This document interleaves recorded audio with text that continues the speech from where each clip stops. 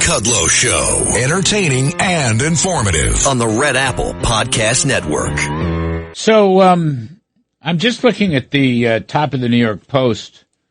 I probably should have hit this last hour, but Iran threatens to attack U.S. Navy ships entering Strait of Hormuz after first American vessels moved through Channel. This is amazing.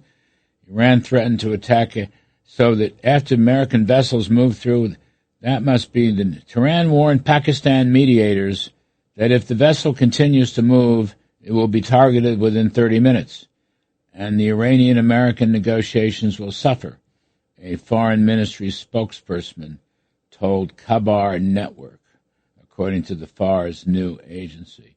The warning comes just after reports broke that multiple U.S. vessels had crossed the strait for the first time in months in a move that was not coordinated with Iran. Iran seems to think it won the war.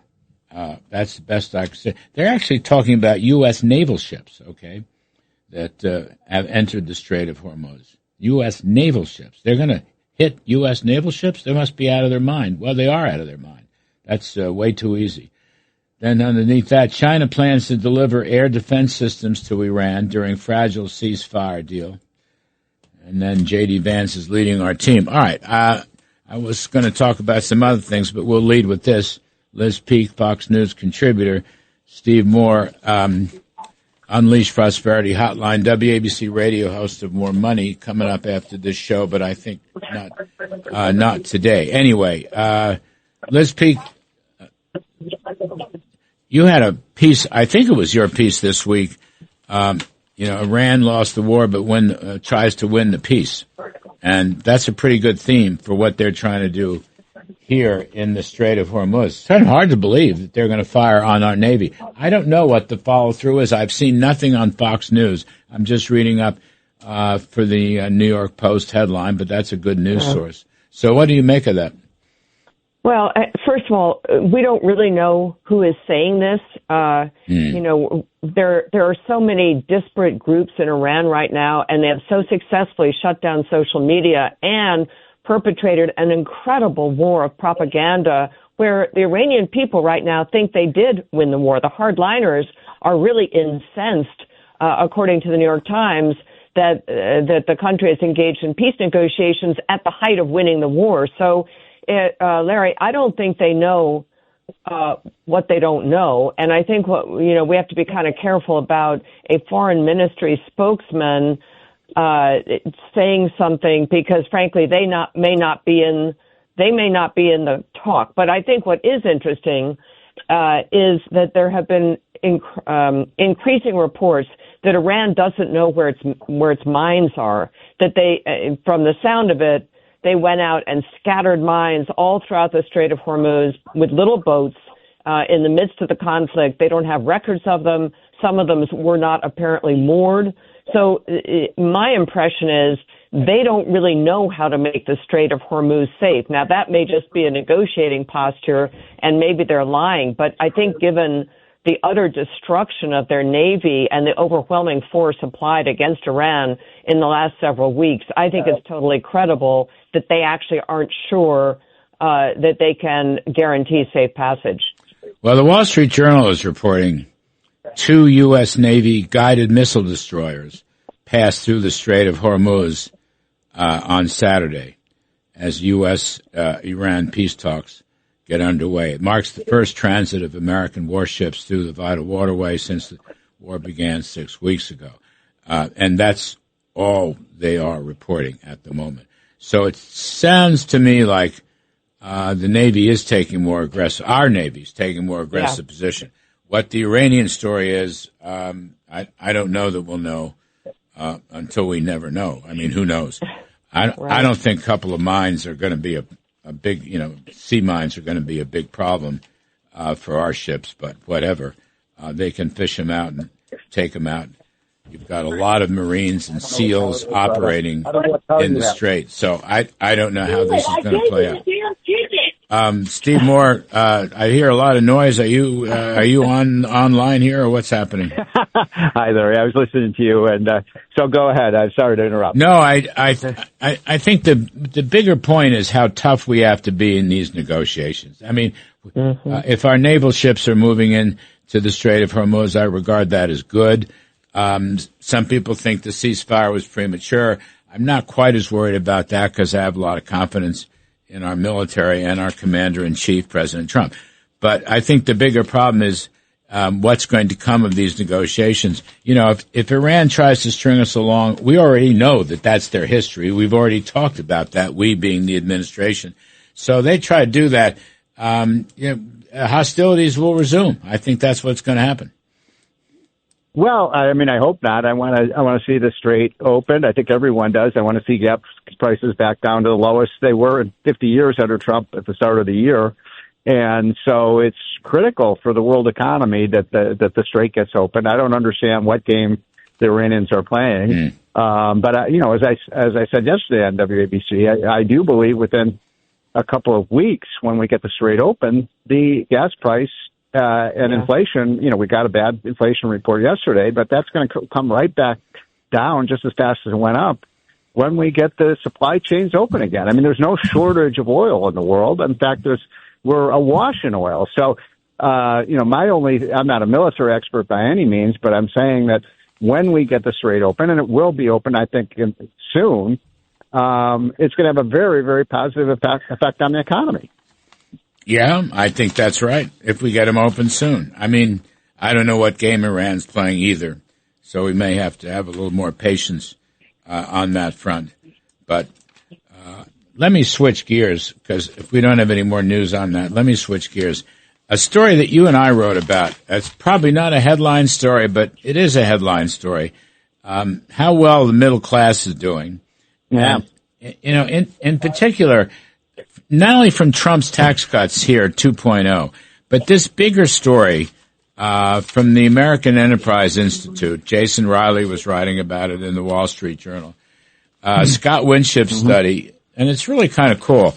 But really going back to the late 70s, okay?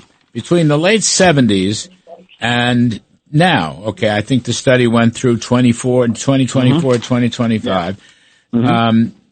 The core middle class and the lower middle class is shrinking. The upper middle class is growing, which is fantastic. Since 1979, the upper middle class was 10% of all families. By 2024, it was 31%. And this is while the share of families with incomes below the core declined from 54 to 35, because the rich have gotten richer, but so have the non-rich. Everyone's getting richer, pretty much.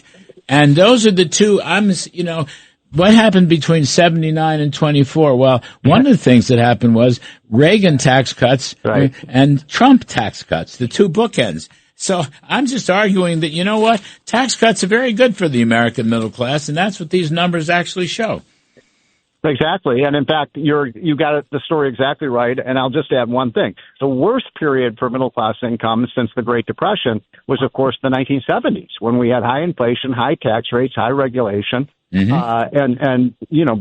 1981 was a classic inflection point where the tax rate reductions, deregulation, the free market policies of Reagan, bookended by the free market policies of Trump, have created the greatest middle class boom in the history of this country. And it's important because we do have this group of so-called conservatives. They call themselves NatCons, or national conservatives, who keep saying, the middle class keeps falling behind. We need more unions. We need more government policies.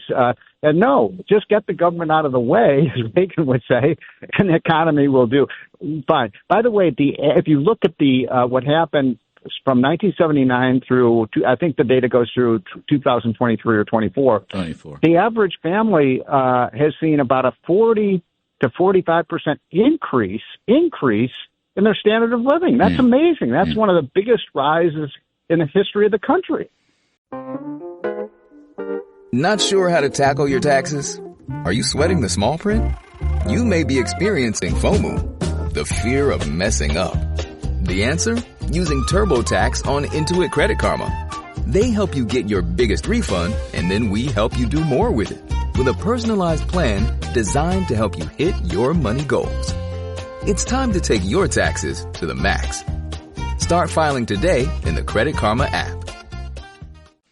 Yeah, Liz, the Democrats argue. Joe Biden spent 4 years, I don't know what he did, but one of the things he tried to do was argue that the middle class was being hollowed out by all these trickle-down tax cuts. But as it turns out, not even 4 years of Biden could stop the trend. And by the way, we really basically we stopped Biden from repealing the Trump and other tax cuts. It basically was stopped. That's probably the best thing that happened to him that we didn't get through. But the point is, it's not been hollowed out. The middle class is doing very well, thank you very much, and we should stay on track, and we should keep, overtime and tips and retirement accounts and savings accounts. This is all good. This is all good for the middle class. Well, I thought Steve was going to say the worst time for the middle class was during Joe Biden's presidency, because, in fact, according to the Kansas City Federal Reserve, middle class wages took such a hit, real wages, because of inflation under Joe Biden, that, in fact, they really did fall behind. But, to your point, Larry, Joe Biden's entire sort of rationale for how he was going to help the middle class had to do with labor unions. And, that's because he kind of lives in the 1950s or whatever mentally and hasn't really. But really what he was complaining about a lot was trade deals that basically undermined our labor unions and our working class Americans, blue collar Americans. And I think that's true. I think that because of trade deals that were concocted on the right and the left over many years, we've had so many jobs go overseas. But the reality is the way to get those jobs back is not by empowering big labor, but rather by what Trump has done, which is to lower taxes, to provide incentives for manufacturers to operate in America.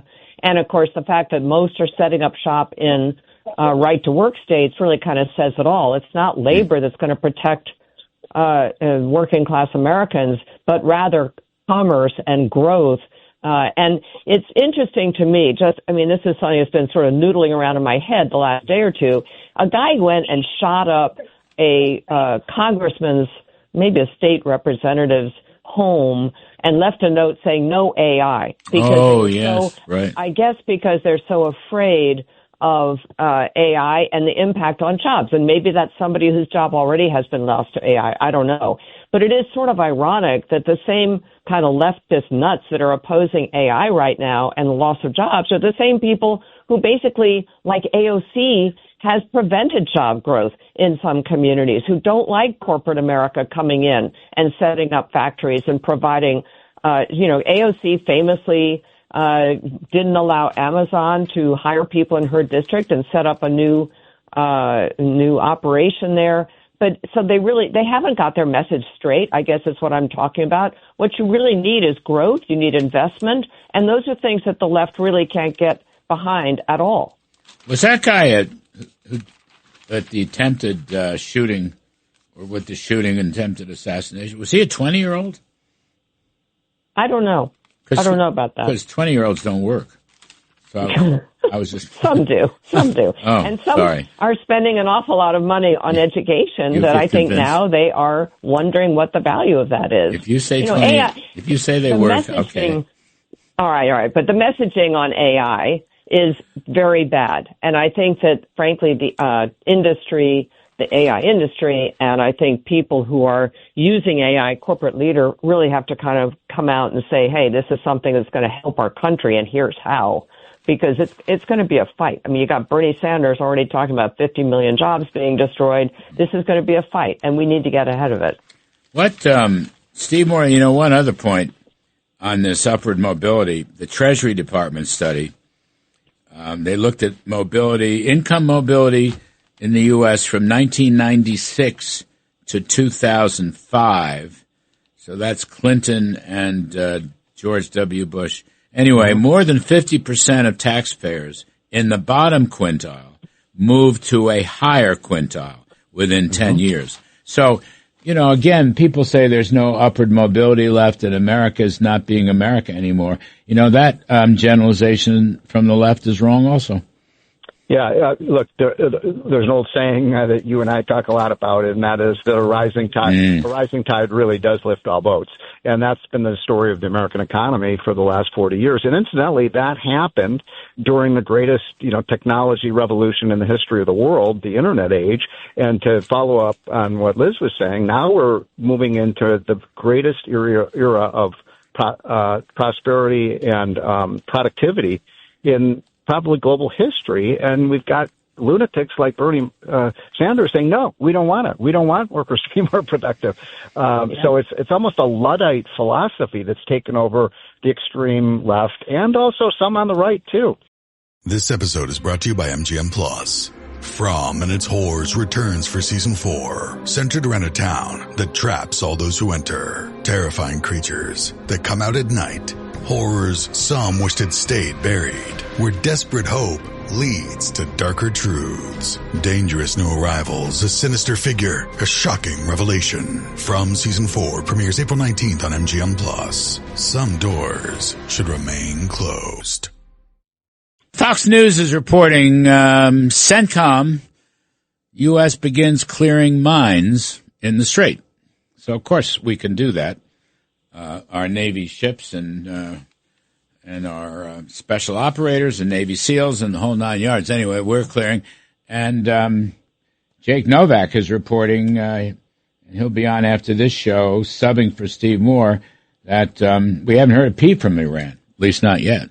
So Iran thinks they're going to shoot us down. Go ahead, make my day. I mean, we'll just destroy them completely. Anyway, I'm good with that. We're talking to Steve Moore on the telephone, and we're talking to Liz Peek, Fox News contributor. One thing I want to say, Liz, I'm not happy this is an apropos. I'm moving off the Iran story until we get even more news on that. But meeting in the White House yesterday, I think, President Trump met with Senator Lindsey Graham and Senator John Barrasso about budgets and reconciliation. But they're going with a skinny reconciliation bill, according to reports. Now, this is not the House side. This was the Senate meeting. Just a skinny bill for DHS, more or less, TSA and ICE. I want them to go for a big, fat, strong economic bill. I want them to try to get in reconciliation things like indexing of capital gains. We shouldn't have to pay taxes on inflated gains. Perhaps middle-class tax cuts, tax rate reductions, save America, make a good run at that. You've got the $200 billion Pentagon request. Nobody's talking about that, the supplemental that's going to be necessary. It reminds me of a year ago we had to fight for the One Big Beautiful bill, as senators were talking about 2 and 3 bills, which never would have worked. Why aren't we fighting for it now, for heaven's sakes? It should give us something to run on. It's a really good question. I have no idea. There has been resistance, it seems to me, Larry, you would know better than I, on the whole idea of getting a reconciliation bill put together from the Senate, and I don't know why, because basically, unless you're going to blow up the filibuster, it's the only way to get anything done right now. Democrats are opposing absolutely every single thing that comes along. And by the way, you didn't mention things like enabling voter ID to be made the law of the land, which does take some money. Perhaps it could be slipped in there and pass approval of in the Senate person who's an authority on that. I meant Save America. Yeah, that's a Save America bill. They should make a run at that because you'll have to spend money to implement the bill. So yes, and at least put in voter ID. That's something everybody's in favor of. So why not do that? I don't really understand it. I think that is the obvious path to go forward on here. And I keep asking, on TV, when we interview people from Congress, I keep asking them, and they all seem kind of hesitant. What is the hesitation? I don't really understand it. Steve Moore, they're your friends. What's the hesitation? Right. Well, listen, there's only one group in America, only one demographic group that's against voter ID. You know what group that is? Democrats. Democrats in Congress. The only one against it. Blacks are for it. Hispanics are for it. Asians are for it. Old people are for it. Young people are for it. And, I was on a show with a pretty liberal Democratic Congresswoman, and she was calling it a voter suppression law. I said, yeah, it does suppress voters. It suppresses illegal voters. We're for that. Are you against that? And look, and even as I said, how can this be a Jim Crow measure when the majority of blacks are in favor of it? I think this bill's up for grabs, though, because, Liz is right. Nothing that Trump wants or the GOP wants will get 60 votes to end the filibuster and actually have a vote. You got to do it through reconciliation, which is 50 votes plus the vice president. So I think the issue is up for grabs. Anyway, more to be revealed. Thank you, Liz Peek. We appreciate it. Thanks, Steve Moore. Jake Novak's going to come in and sub for Steve Moore. I'm Kudlow. We'll be back next weekend. Thanks for listening. Thanks for listening to The Larry Kudlow Show. You can hear The Larry Kudlow Show Saturday mornings at 10. If you like the podcast, share it with your friends and listen anytime at WABCRadio.com and download the WABC Radio app. Hit that subscribe button on all major podcast platforms. Plus, follow WABC on social on Instagram, TikTok, Facebook, and X. See you next time for a new episode so you never have to wonder. What the heck is going on here?